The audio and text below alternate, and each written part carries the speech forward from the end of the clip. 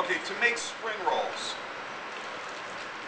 first of all, these wrappers are pre-made. They come in a package. That's fine. It's really hard to make them from scratch and to get them as thin as you'd like. They will dry out very, very quickly, so you always want to keep them under moist paper towels as you're working with them. Second, an explanation. Why are they called spring rolls? Spring rolls are called spring rolls because they were traditionally served the Lunar New Year. Chinese New Year is what we call it in the U.S., but everybody in Asia celebrates it. They were traditionally served at the Lunar New Year. They're supposed to be shaped like thin gold bars, and you would serve them to your friends and family to represent your wish for them to have prosperity in the coming year. It's a token of prosperity. The Lunar New Year always falls in late winter, early spring, so hence spring rolls. Now, the recipe that we use in class that's in your course guide is fine. It works great. But you're not bound to that. You don't have to stick to that. You can mix this up any way you like. If you want to make vegetarian spring rolls, just use chopped vegetables. If you want to use shrimp, fine. If you want to use smoked tofu, fine. Pork, that's okay too. A mixture of any of those is fine as well. What's important to think about is you've got a lot of flexibility with the filling, and good fortune in the coming year can be yours through this.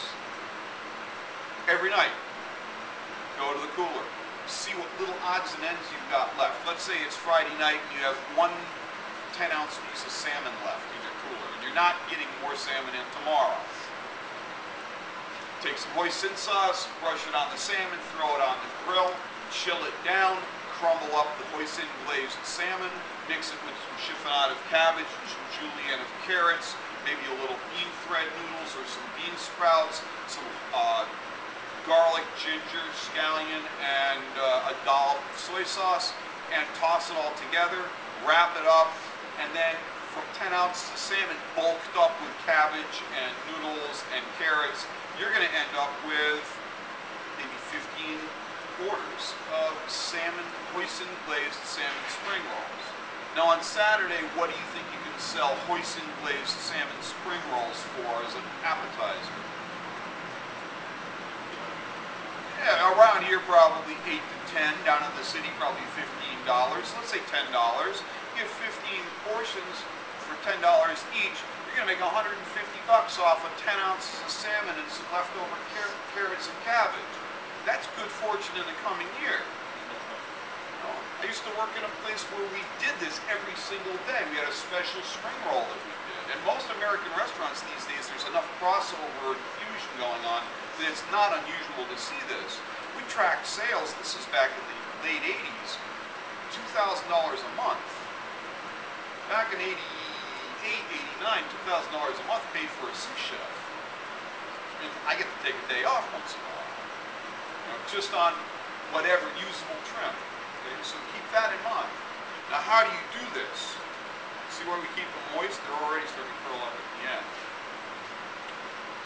Today we're using a slurry because we ran a little bit short on eggs. You would use an egg wash or a cornstarch slurry wash to paint the edges. This is very similar to making the wontons that we made yesterday. So we've got the point pointing towards me. We take some of our filling. Again, we don't want to supersize these. They're supposed to be thin gold bars, not supersized burritos. Okay. Fold them over, pull them back.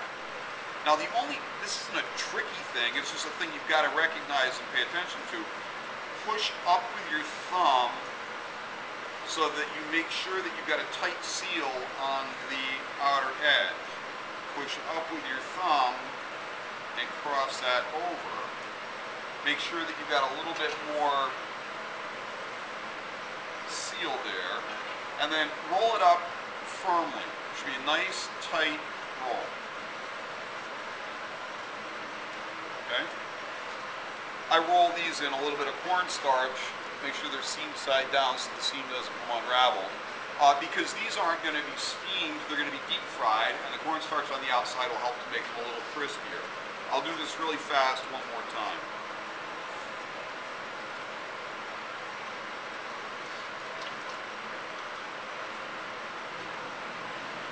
Brush the edges liberally with your wash or your egg wash.